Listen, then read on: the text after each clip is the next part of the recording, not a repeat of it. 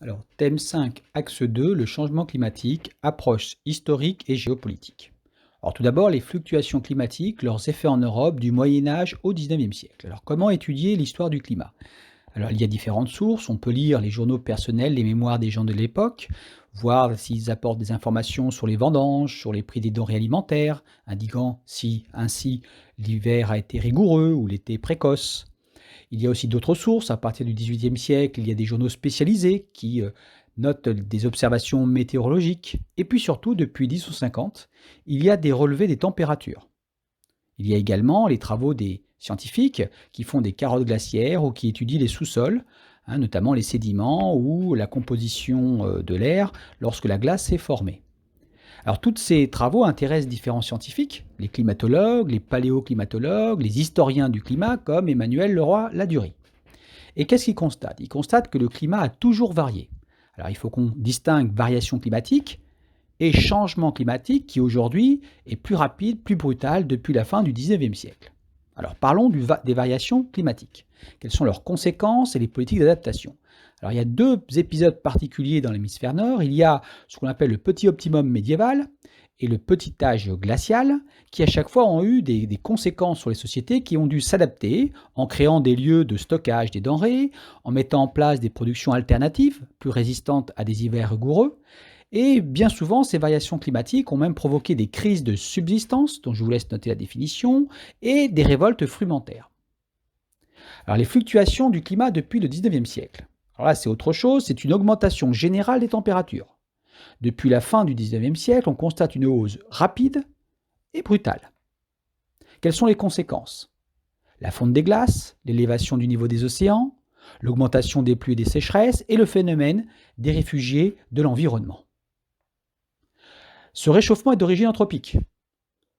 Les scientifiques alertent depuis les années 70 du rejet des CO2 par les activités humaines qui est la cause principale du réchauffement climatique, aggravant ce qu'on appelle l'effet de serre, qui est naturel, mais qui est amplifié par les activités humaines. Dans cette deuxième partie, voyons le climat comme un enjeu des relations internationales depuis la fin du XXe siècle. Alors tout d'abord, de la prise de conscience mondiale à l'action. Les premières réunions internationales ont eu lieu dans les années 70, avec la première conférence des Nations Unies sur l'environnement en 1972, qui a donné naissance à un programme des Nations Unies pour l'environnement, puis en 1979, la première conférence mondiale sur le climat. Ça a abouti à la création du GIEC, ce groupe d'experts intergouvernemental sur l'évolution du climat, donc qui est composé de scientifiques de différents États membres et qui a un rôle très important, qui doit évaluer les risques liés au changement climatique, faire des rapports réguliers, donc des documents de référence sur le changement climatique. La mise en place d'une coopération internationale intervient dans les décennies qui suivent, avec la naissance de la Convention cadre des Nations Unies sur les changements climatiques en 1992. C'est ainsi que se met en place ce qu'on appelle les conférences des parties, les COP, qui sont des réunions annuelles des États pour déterminer les mesures à prendre. Ça va aboutir ainsi au protocole de Kyoto lors de la COP 3, qui est le premier traité international à fixer des obligations en 1997. L'objectif est de réduire les émissions de gaz à effet de serre par les pays industrialisés. Il est ratifié par 195 pays, mais en 1997, le Sénat américain refuse le protocole de Kyoto. De même, en 2011, il y a le retrait du Canada.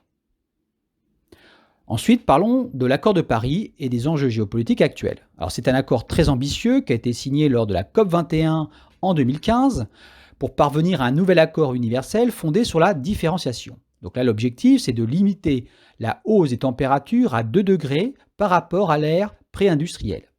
Il est entré en vigueur en 2016.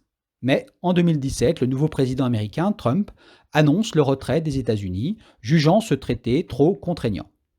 Alors bien sûr, les enjeux sont différents selon le niveau de développement. Pour les pays industrialisés, l'enjeu, c'est de changer le mode de production et de consommation tout en assurant leur sécurité énergétique. Pour cela, il faut mobiliser l'opinion publique pour réussir cette transition en faisant face aux climato-sceptiques. Les pays émergents, comme la Chine et l'Inde, qui sont de grands pays émetteurs de gaz à effet de serre, sont touchés par les conséquences du réchauffement climatique et ont une volonté d'agir. Et puis il y a les pays les moins avancés, qui sont les plus vulnérables, eux qui doivent être aidés par les pays riches pour assumer les efforts de réduction d'émissions.